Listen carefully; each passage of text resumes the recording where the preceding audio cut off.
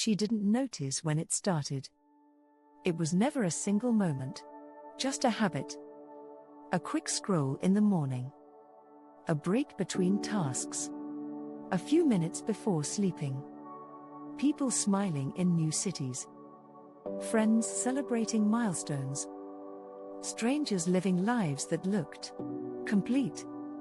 And slowly, without realizing it, her own life started to feel smaller. She began comparing everything. The path she didn't take. The job she started later than others. The years she felt she lost while others were already ahead. It felt like everyone had started running before her, and she was still trying to find the starting line. And even when she told herself to stop, she couldn't. So she tried harder to fix her life. She studied more, worked more, pushed herself when she was tired, built routines, tried new things, changed plans again and again. She kept saying, "I'm getting there. I just need time."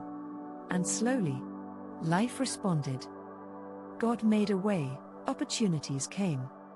Not loudly, not all at once, but quietly, one step at a time. A chance she didn't expect. A door she thought was closed. A path she never planned for. And in a few years, she reached places she once thought were far away.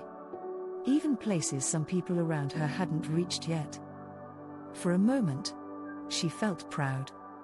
Maybe even relieved. But then, the comparison came back. Because success didn't silence the feeling.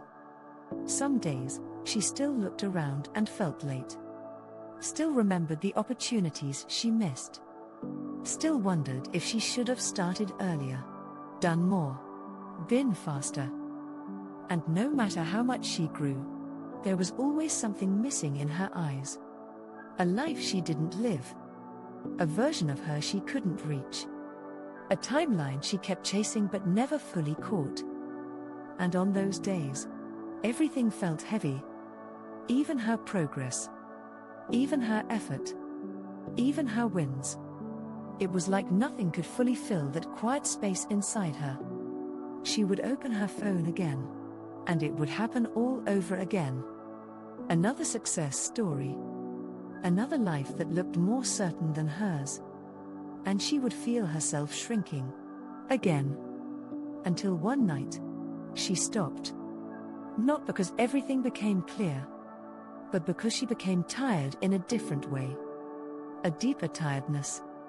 Not of life, but of comparison. She looked at her phone and realized something simple: she was not just watching other people's lives.